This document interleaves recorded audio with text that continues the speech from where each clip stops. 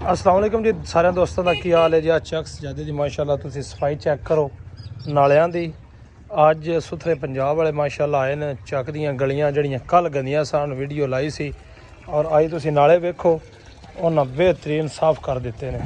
ठीक है तो तुसी वेख सकते हो अज दियां पिंड दियां गलियां, पिंड का पूरा जिहड़ा माहौल है ना वो बदलिया पिया। कल इत्थे टोटल गंद पिया सी ते नाले तुसी वेख सकते हो माशाल्लाह जी। वेखो सुथरा पंजाब वाले आज सुबह सुबह ही आ गए ने ते और उन्हें मुकम्मल जी है ना सफाई वो कर दी है। तो बाकी करते भी पैन। कल इस नाले की वीडियो लगी सी कि बहुत गंदा है, ढेर सारा गंद है राज्य, लेकिन अज तुम वेखो पुली के थले पानी जोड़ा छां छां करता लगता पाया और तोड़ तक जाता पाया।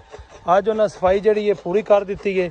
असी आवेंदे हो उन्होंने जोड़े इन्हों हैड ने वह भी आए न ते सर बहुत मेहरबानी जरा तुसा चक्स ज्यादा की सफाई जी माशाल्लाह साड़ी आवाज़ है तुसा बैक आख्या है और आए हो ते कोशिश करया करो कोई हफ्ते एक दो चक्कर लाजमी लाया करो। चलो 10 दिन बाद भी एक भी चक्कर लगता रहे ना तो काम जो ना पूरा फिटना फिट हो सकता है।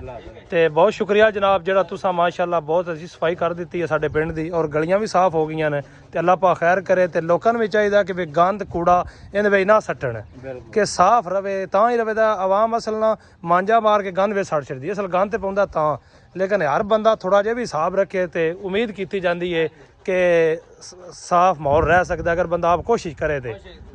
ठीक है जनाब बहुत मेहरबानी शुक्रिया।